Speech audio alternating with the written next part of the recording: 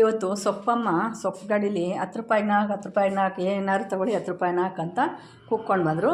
ನನಗೆ ತುಂಬ ಇಷ್ಟ ಆಯಿತು. ಹೋಗಿದ್ದೆ, ಎಲ್ಲ ಸೊಪ್ಪನ್ನು ತೊಗೊಂಡು ಬಂದು ಇದಕ್ಕೊಂದು ಒಳ್ಳೆ ರೆಸಿಪಿ ಟ್ರೈ ಮಾಡೋಣ ಪಾಲಕ್ ಸೊಪ್ಪಿಂದ ಅಂತ ಅಂದ್ಕೊಂಡೆ.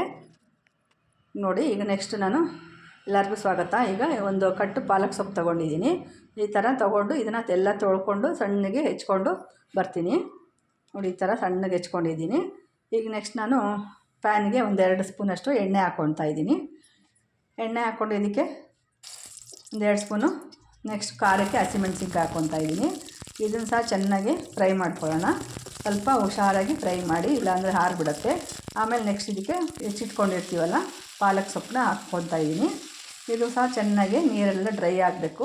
ಒಂದು ಕಟ್ ತೊಗೊಂಡು ಟೇಸ್ಟ್ ಆಗುತ್ತೆ, ಅದು ಜಾಸ್ತಿ ಏನಾಗೋದಿಲ್ಲ. ನಾವಿಲ್ಲಿ ಜನ ಜಾಸ್ತಿ ಇದ್ದಾಗ ಜಾಸ್ತಿ ತೊಗೋಬೋದು. ನಾವಿಲ್ಲಿ ಒಂದು 4-5 ಜನಕ್ಕೆ ಆಗುತ್ತೆ ಇದು ರೆಸಿಪಿ ತೋರಿಸ್ತಾ ಇರೋದು. ಈಗ ನೋಡಿ, ತಣ್ಣಗಾಯಿತು ಹುರಿದಾಗಿದ್ದ ತಕ್ಷಣ. ಈಗ ಇದಕ್ಕೆ ನಾನು ಒಂದು ಕಪ್ಪಷ್ಟು ತೆಂಗಿನ ತುರಿ, ಹಸಿ ತೆಂಗಿನ ತುರಿ ಹಾಕ್ಕೊತಾ ಇದ್ದೀನಿ. ಇದು ಪಾಲಕ ಸೊಪ್ಪು ಹಾಕಿ ತೆಂಗಿನಕಾಯಿದು ಹಾಕಿ ಮಾಡೋದು ಚಟ್ನಿ ಮಾಡೋದು. ಇದು ದೋಸೆಗೆ, ಚಪಾತಿಗೆ, ಪೂರಿಗೆ, ಸೈಡ್ಗೆ ಅನ್ನಕ್ಕೂ ಸಹ ನಾವು ಹಾಕ್ಕೊಂಡು ತಿನ್ಬೋದು. ತುಂಬ ಟೇಸ್ಟಾಗಿರುತ್ತೆ. ಈಗ ಒಂಚೂರು ಹುಣಸೆಹಣ್ಣು, ಕಡಲೆ ಹಾಕಿದ್ದೀನಿ. ಕಡಲೆ ಹಾಕ್ಬಿಟ್ಟು ನೆಕ್ಸ್ಟ್ ಇದಕ್ಕೆ ಸ್ವಲ್ಪ ಒಂದು ತುಂಡು ಶುಂಠಿ ಹಾಕ್ತಾಯಿದ್ದೀನಿ. ಶುಂಠಿ ಹಾಕಿದ ನಂತರ ಇದಕ್ಕೆ ಒಂದು ಸ್ವಲ್ಪ ರುಚಿಗೆ ತಕ್ಕಷ್ಟು ಉಪ್ಪು ಹಾಕ್ಕೊಳ್ಳೋಣ. ಉಪ್ಪು ಹಾಕ್ಬಿಟ್ಟು ನೆಕ್ಸ್ಟ್ ಇದಕ್ಕೆ ಮಿಕ್ಸಿ ಜಾರಿಗೆ ಟ್ರಾನ್ಸ್ಫರ್ ಮಾಡ್ಕೊಂಬಿಡೋಣ. ಪಾಲಕ್ ಸೊಪ್ಪು, ತೆಂಗಿನ ತುರಿ, ಶುಂಠಿ, ಹುಣಸೆಹಣ್ಣು, ಉಪ್ಪು ಎಲ್ಲ ಹಾಕಿರೋದನ್ನು, ಹಸಿಮೆಣ್ಸಿನ್ಕಾಯಿ ಎಲ್ಲ ಹಾಕಿ ಹುರಿದಿರೋದು ತಣ್ಣಗಾಗಿರೋದನ್ನು ಇದಕ್ಕೆ ಹಾಕ್ತಾಯಿದ್ದೀನಿ. ಕಡಲೆ ಎಲ್ಲ ಹಾಕಿರೋದು ಟ್ರಾನ್ಸ್ಫರ್ ಮಾಡ್ಕೊಂಡು ಮಿಕ್ಸಿ ಜಾರಿಗೆ ಹಾಕ್ಕೊಂಡು ಸ್ವಲ್ಪ ನೀರು ಹಾಕ್ಕೊಂಡು ಚಟ್ನಿ ಅದಕ್ಕೆ ನಾವು ಮಾಡ್ಕೊಳ್ಳೋಣ. ಈ ಪಾಲಕ್ ಚಟ್ನಿ ಯಾರು ಟ್ರೈ ಮಾಡಿದರೆ ಖಂಡಿತ ಟ್ರೈ ಮಾಡಿ, ಕಾಮೆಂಟ್ ಮಾಡಿ.